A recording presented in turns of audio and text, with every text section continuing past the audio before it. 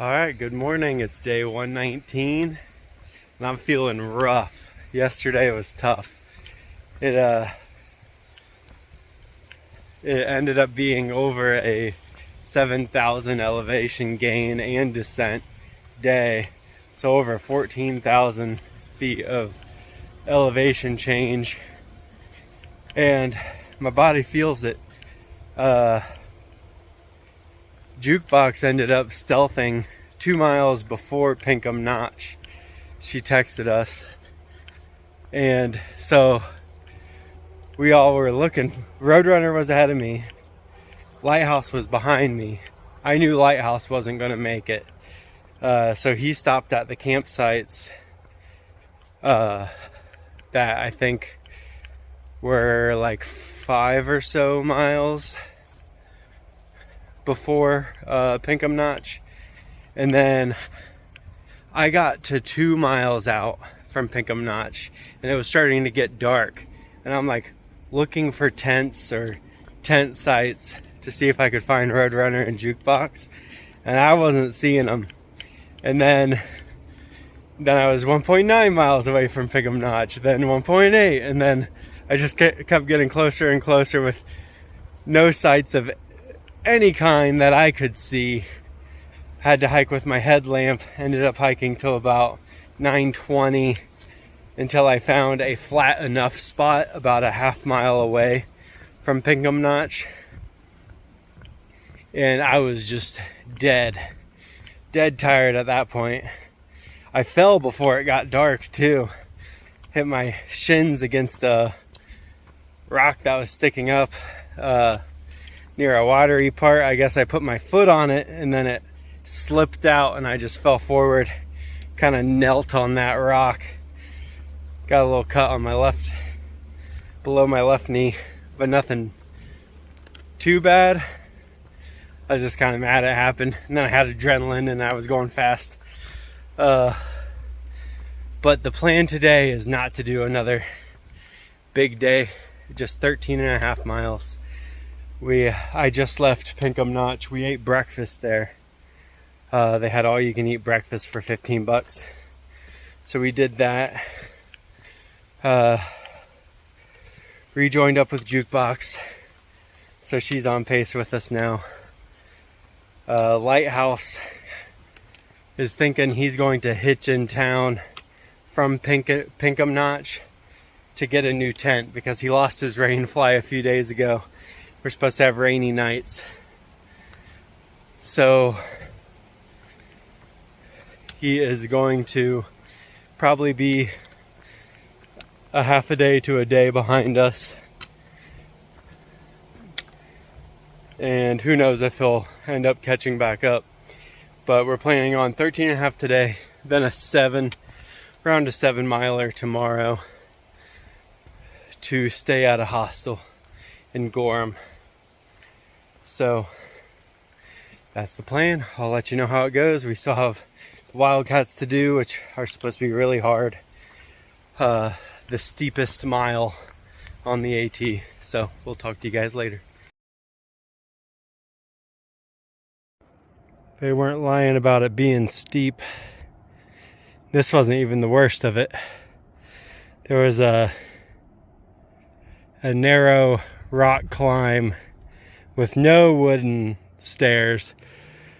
And you had to find footholds and scale almost vertically up. This mountain's rough.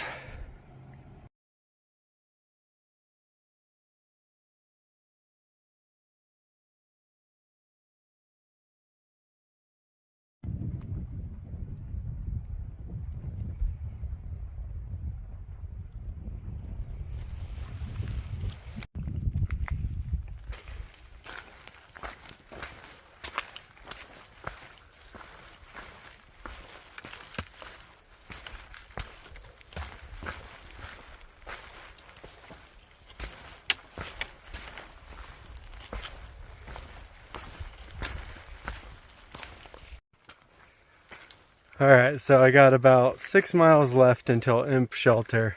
The Wildcats were tough and it took me a while, but Still got a couple more peaks to do too. So it's not like it's going to be easy today. I've thought about stealth camping if it gets to be too late. I'm not sure how long each mile is going to take me, because some miles take an hour depending on the terrain. I stopped at the last hut. I think it's like the last hut of the Whites, and had some soup there. Bought some soup. We booked our bunks for the hostel tomorrow. Bob and Pink Flops are going to be there. I think they're already there. I have a feeling the hostel offers a slack pack over the Wildcats. It's like a 21-mile day, which I was considering doing with my pack today, depending on how yesterday went. But yesterday beat me up quite a bit. So there's no way I was going to do another 20-some mile day. So 13 and a half is enough, if I can even make that. But I'm sure Jukebox and Roadrunner are almost there, if not already there. They flew up the Wildcat Mountain. I don't know how. They always climb super fast, and I cannot. So I'll see them later today, or if I stealth camp, I'll see him tomorrow. Lighthouse, we have no idea where he's at. He's MIA. I know he was wanting to go get a new tent, so he might not even do any more after that. He might stay somewhere. There's a hostel in Conway, North Conway, where he was planning on going to look for a tent, so he might do that. That's all I got for now. If anything else pops up, I'll let you know. Other than that, I'll talk to you later. Alright, it's day 120. I'm almost done with the last climb of the Whites.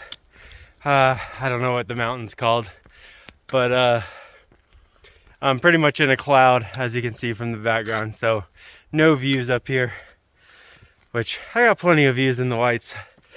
All the times I did the alpine ridge lines above tree line, there were great views, so I'm lucky for that, because some people didn't have that. But only 8 miles today, which is really good because I am exhausted. I got to the shelter, I think around 7:20 or so, and the shelter was full, and so I had to tent, which kind of sucks in this area because there's a lot of slugs. So there were slugs all over my tent. I didn't want to get up this morning. Usually it helps when there's other people getting up and getting ready around me, but my tent was pretty secluded. Oh, sorry, it's wet and muddy, and I have some rocks to jump.